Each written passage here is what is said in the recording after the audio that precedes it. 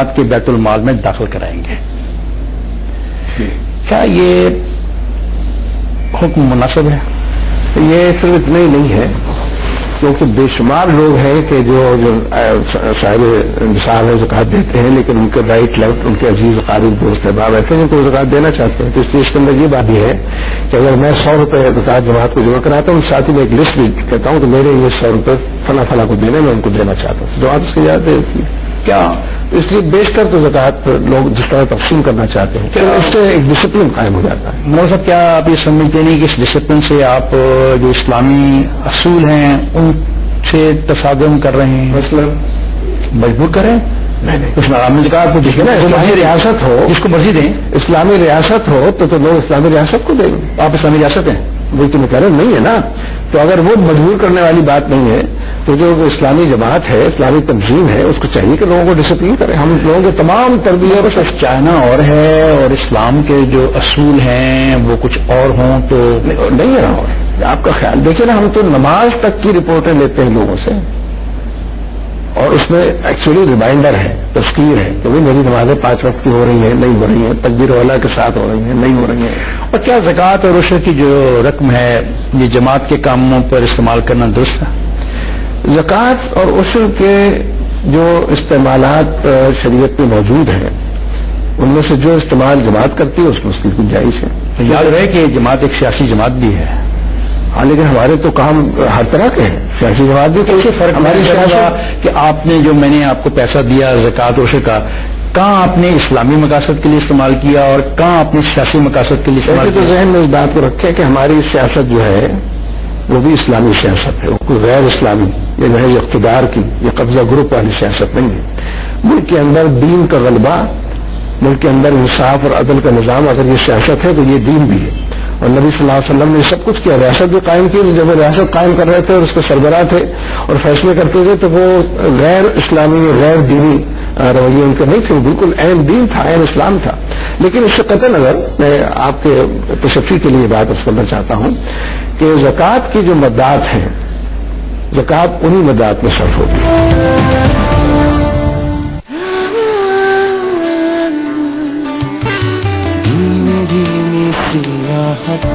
کیا جماعت اسلامی اب بھی جہادی تنظیموں کی مدد کرتی ہے؟ ہم چاہتے ہیں کہ حزب المجاہدین کی مدد کریں. ہم چاہتے ہیں کہ پوری دنیا کے اندر جو جہادی تحریکیں ہیں ہم ان کی مدد کر سکیں، لیکن فی زمانہ حالات میں اس کی گنجائش کیونکہ نہیں چھوڑی ہے اور امریکی اس کو فوراً ٹیررسٹ قرار دے دیتے ہیں جو بھی جہادیوں کی مدد کرے. اب امریکہ سے ڈرتے ہیں؟ میں قانونی بات کر رہا ہوں کہ وہ مدد ہو نہیں پاتی، ڈرتے تو نہیں ہے. آپ نے کہا کہ امریکہ سے ڈرنا نہیں چاہیے، حکومت کو آپ تانا دے رہے تھے تو وہ ڈر رہی ہے اور خود آپ کا یہ خیال ہے کہ حکومت اور عام آدمی ایک ہی سطح پر ہیں. آپ عام آدمی ہیں؟ جی بالکل عام آدمی، بے اختیار آدمی. آپ جہاد کی تبلیغ دے رہے ہیں، آپ کو تو ایک بہت مضبوط طاقتور ہونا چاہیے. بہت مضبوط ہے الحمدللہ. لیکن یہ کہ فرق ہے، حکومت کے پاس جو وسائل فیصلہ کرنے کی قوت ہے، چاروں طرف دست و بازو، اس کے جتنے ادارے، آپ کا خیال ہے کہ آپ اور حکومت ایک ہی سطح پر ہے؟ کیا جہادی تنظیموں کی جو بات ہم کر رہے ہیں اس میں آپ مالی امداد کے علاوہ ہتھیار اور ٹریننگ دینے کو بھی تیار ہیں؟ ہمارا کام نہیں ہے. مثلا یہ کہ ہم یہ سمجھتے ہیں کہ اخلاقی اور سیاسی تائید بھی ہونی چاہیے. مالی تائید جتنی کی جا سکتی وہ کی جانی چاہیے. جو اب راستے اس کے مسدود ہو گئے ہیں، پھر وہ اپنی ضرورت اور اپنی ترجیحات کے مطابق اس مال کا جو بھی استعمال کرے. کیا یہ حقیقت ہے کہ جماعت اسلامی نے دنیا بھر میں جو اسلامی لیبریشن موومنٹس ہیں ان کے لیے نوجوانوں کو بھیجا ہے جہاد میں شرکت کرنے کے لیے پاکستان سے باہر؟ نہیں، کوئی ایک واقعہ بھی ایسا نہیں. تو فیصلہ صالحات وزیر داخلہ تھے تو انہوں نے آپ پر یہ الزام لگایا تھا کہ جو دہشت گرد اس دنوں میں پکڑے گئے ان کا کسی نہ کسی طریقے سے جماعت اسلامی سے وابستگی کا شک پڑا. ہو سکتا ہے. دیکھیے، ہمیں سوسائٹی میں رہتے ہیں، ہر طرح کے لوگوں سے ہمارے رابطے ہوتے ہیں، رابطوں کے رابطے ہوتے ہیں، تو کہیں اس طرح کی صورت ہو سکتی ہے. مثلا میری فیملی میں یا خاندان میں سارے لوگ جماعت اسلامی میں تو نہیں. آپ اتنی اسٹرانگ جماعت ہیں کہ آپ اپنے نمازوں کا بھی حساب رکھتے ہیں کہ نماز کس نے پڑھی ہے کس نے پڑھی. تو اس معاملے میں بھی آپ نے کچھ چیک رکھا ہے جماعت میں کہ ایسے لوگ جن کے تعلق ان لوگوں سے ہو جائیں جو بعد میں آپ کے لیے وجہ بدنامی بنے؟ میرا خیال ہے غیر ضروری محتاط ہونے کی ضرورت نہیں. اس کا میسج کچھ اور جاتا ہے. کوئی چیز سامنے نظر آ جائے، دکھائی دے جائے تو اس پر ضرور کوئی بات کرتے ہیں، لیکن یہ مفروضے ہیں سارے. القاعدہ کے بارے میں آپ کی کیا رائے ہے؟ مجھے تو پتہ نہیں کہاں یہ القاعدہ جس کا اتنا شور مچا ہوا ہے، جس کے بہرات لوگ جاری کر دیا کرتے ہیں. اس لیے کہ میں تو اس کو ایک مفروضہ سمجھتا ہوں کہ اس کو سامنے رکھ کر حکمت عملی بنائی گئی ہے اور پوری دنیا میں اس کے حوالے سے بات کی جا رہی ہے. طالبان اور القاعدہ کو آپ کیسے ڈفرینشیٹ کرتے ہیں؟ طالبان تو ایک وجود ہے، اس نے اپنے آپ کو منوایا ہے، اس نے بہت اچھی حکومت قائم کر کے اور چلا کر دکھائی اور فقر کی اور درویشی کی نئی مثالیں قائم کی. یہ جو بہت اچھی حکومت کی آپ بات تعریف کر رہے ہیں، کیا یہ وہی حکومت ہے جس میں خواتین کو تعلیم سے محروم کیا گیا؟ کیا یہ حکومت ہے جس نے بدھا کے اسٹیچو کو گرایا؟ کیا وہی حکومت ہے جس نے برسر عام لوگوں کو زدوکوب کیا؟ کیا اسی حکومت کی ہم بات کر رہے ہیں؟ جی، میں اسی حکومت کی بات کر رہا ہوں کہ جس نے عدل و انصاف کا نظام قائم کیا، جس نے فقر و درویشی کی اس دور کے اندر، مادی دور کے اندر نئی مثالیں قائم کی، جس نے تمام وارڈ لارڈ سے اسلحہ لے لیا اور اسلحہ فری افغانستان کے اندر سوسائٹی. کم از کم خوبیوں کو تو خوبیاں کہا کریں. تعلیم سے محروم کرنا نہیں، میں مانتا ہوں عدل و انصاف ہے. دیکھیے وہاں تو مردوں کی بھی تعلیم نہیں ہے کوئی. آپ خواتین کی بات کرتے ہیں جہاں پر مردوں کوئی لٹریسی ریٹ ہی نہیں ہے، جیسے ہماری یہاں کوئی نہیں ہے لٹریسی ریٹ، وہاں پر بھی کوئی نہیں ہے. آپ ایک ایسا انوکھا موضوع چھوڑ دیتے ہیں تاکہ ان کے عدل و انصاف کی بات نہ ہو سکے، ان کی خوبیاں جو بیان نہ کی جا سکے. آپ بیلنس شیٹ بنائیں.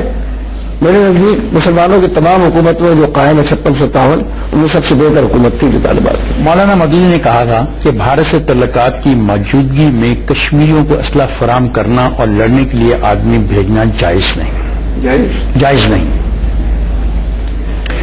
کیا وہ ایک اصولی موقف نہیں تھا؟ کس سن کی بات ہے؟ سن 1947-48 کہ حکومت اگر اعلان نہ کرے تو نئی حکومت بنی ہوئی تھی، تو میرا خیال ہے اس وقت کی بات بالکل درست ہے. اس کے بعد مولانا نے دوسری باتیں نہیں کہی ہیں، اس سے مختلف باتیں کہی وقت اور حالات کے. دیکھیے حالات کے بدلنے سے تو حکم بدل جاتا ہے. مگر صاحب حالات سے اسلامی حکم بدل جاتا ہے؟ جی بالکل. مگر صاحب کہ درست ہے کہ آپ سخت گیر غیر لچکدار رویے کے حامل ہیں اور اختلاف رائے کو برداشت نہیں کرتے. میرا خیال ہے کہ ویری کرتا ہے کسی کو ایک طرح کا. میں کوئی انوکھا نوارد تو نہیں ہوں کسی دائرے کے اندر. آج اگر لوگ مجھے آئے اور میری جماعت کے لیے ووٹ دے دیں اور کل کلا میں کہیں حلف لے لوں تو میں کوئی ایسا اچانک ری ڈیفائن ہو کر سامنے آنے والا انسان نہیں. میرا بھی 50 سال اسی وادی کے اندر. ان حالات میں جماعت اسلامی کا سیاسی مستقبل کیا ہوگا؟ دیکھیے ملک کے مستقبل کے ساتھ چیزیں لکھی ہیں. ملک کے مستقبل کو بہتر بنانا ہم سب کا کام ہے اور ملک کا بہتر مستقبل جو ہے بیرونی مداخلت کو ختم کرنے اور ملک کے آئین و قانون پر عمل درآمد کرنے سے ہی بہتر ہو سکتا ہے. اسی کے نتیجے میں چھوٹے صوبوں کو بھی احساس شرکت پیدا ہوگا. اسی کے نتیجے میں جو کرپشن فری ہم ایک معاشرہ قائم کرنا چاہتے ہیں اس میں بھی پیش رفت ہوگی. لیکن اگر ہم یہ نہ کر سکے تو ظاہر ہے کہ ملک کا مستقبل خدا نخواستہ مقدوس ہو تو جماعت اسلامی کا مستقبل کیسے بہتر ہو. پاکستان میں جس بڑے مذہبی دینی پلیٹفارم کی ضرورت کا آپ احساس کرتے ہیں، کیا اس کا اسلام طالبان کا اسلام ہوگا؟ میں ویسے مذہبی دینی کا لفظ کم استعمال کرتا ہوں، کسی نے کر دیا ہوگا. میں تو کہتا ہوں کہ جو اس وقت پوری دنیا کے اندر مسلمانوں کے بارے میں امریکہ کی پالیسی ہے، چاہے وہ فلسطین میں ہو، افغانستان میں ہو، شیشان میں ہو، کشمیر میں ہو، عراق میں ہو، ان تمام امور کو سامنے رکھ کر اور پھر تمام لوکل دائروں کے اندر بھی. تو اس کے لیے تو بے شمار لوگ جن کا تعلق شاید مذہب اور دین سے بہت زیادہ گہرا اور مضبوط نہ، وہ بھی اس کے لیے آنے کو تیار ہیں. تو وہ پلیٹ فارم وسیع اس وقت ہوگا جب زیادہ جنرلائز میں ہم ایجنڈا پیش کریں. میرا یہ سوال تھا کہ پاکستان میں آپ وہ اسلام لانا چاہتے ہیں جو طالبان افغانستان میں لائے تھے؟ ہم پاکستان میں وہ اسلام لانا چاہتے ہیں جو قرآن و سنت پر مبنی ہو اور ہم نے اس کے بارہا اس کے مذاہب کے بارے میں گفتگو کی ہے.